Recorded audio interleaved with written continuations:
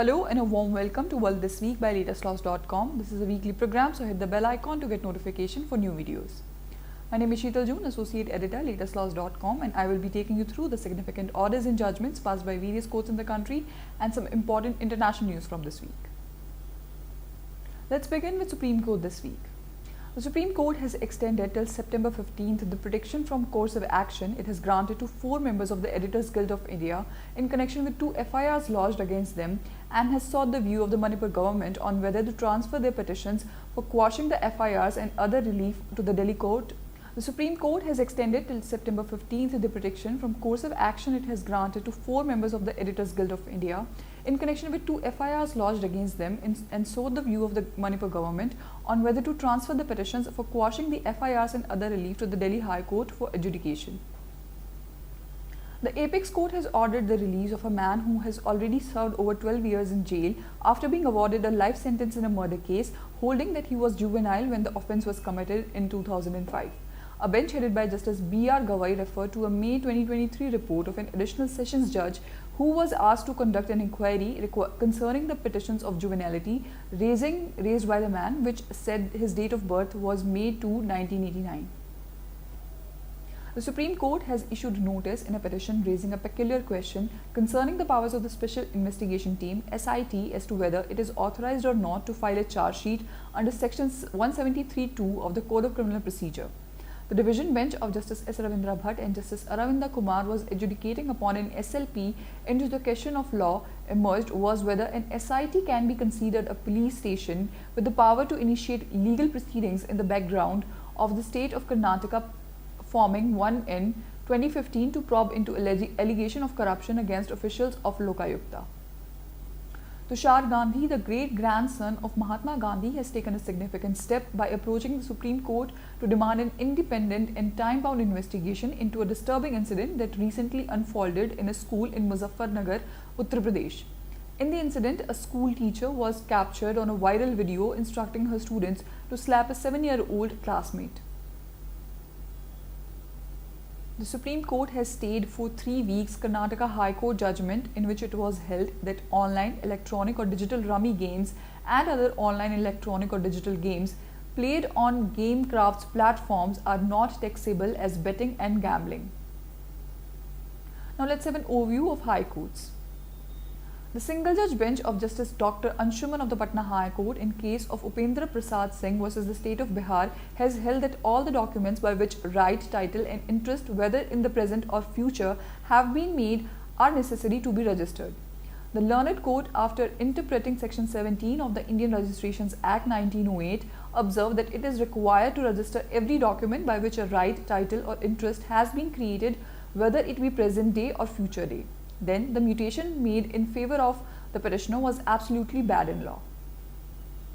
The Bombay High Court has expounded that the scope of the Scheduled Castes and Scheduled Tribes Prevention of Atrocities Act 1989 cannot be restricted to a person belonging to a scheduled caste or scheduled tribe to the state or union territory in which he is declared as a scheduled caste or scheduled tribe, but he is also entitled to the protection under the Act in any other part of the country where the offence is committed, though he is not recognized as a scheduled caste or scheduled tribe in that part. The Andhra Pradesh High Court has dismissed a petition challenging the transfer of the divorce petition to the additional district judge and held that the definition under Section 2E of the Special Marriage Act is an inclusive definition, and an additional district judge has the jurisdiction to hear and dispose of divorce petitions filed under Section 27 of the Act. The Andhra Pradesh High Court has set aside the order of the trial court which refused to direct the respondent to undergo a medical test after his wife alleged impotency, and held that a matrimonial court has the power to order a person to undergo a medical test, and it cannot be contended that the relief cannot be granted merely because the marriage was denied by a party. The single-judge bench of Justice Anil Kumar Sinha of the Patna High Court in the case of Mansoor Alam versus the state of Bihar has held that it is necessary to maintain credibility and inspire confidence in the investigation, and the court can compel re-investigation of the case if necessary for complete fairness. The Calcutta High Court has partly allowed an application praying for amendment in the cause title, body and schedule of the plaint. The court observed that in this code, specific provisions have been provided for the substitution of legal heir of the plaintiff on the death of the plaintiff. There is also specific provisions provided for the addition of parties. The Karnataka High Court has allowed a writ petition filed under Article 226 and 227 of the Constitution, praying to permit the petitioner to amend or modify her category as other backward classes in NEET PG application. The court observed that sheer inadvertence should not be a ground to deny a candidate an opportunity if she is otherwise duly entitled on merit, for it would be contrary to the very objective of the NEET process itself, that is, an opportunity to the best of the lot. Moving on to international news this week. The European Court of Human Rights this week found that the government of Bulgaria was violating European human rights law by failing to legally recognize same-sex couples. The case involved two Bulgarian women who were legally wed in the United Kingdom in 2016. Bulgarian authorities refused to recognize their marriage, and after losing multiple appeals in the country, the couple brought the case to the European Court in 2020. On the divisive issue of the Ukraine war, the G20 New Delhi Leaders Declaration has called for all the states to uphold the principles of international law, including territorial integrity and sovereignty, international humanitarian law, and multilateral system that safeguards peace and stability, without directly blaming Russia for the war, as demanded by the United States and Western European nations. The declaration highlighted the human suffering and additional negative impacts of the war in Ukraine on global food and energy security, supply chains, macro-financial stability, inflation and growth. In the end, we have miscellaneous news.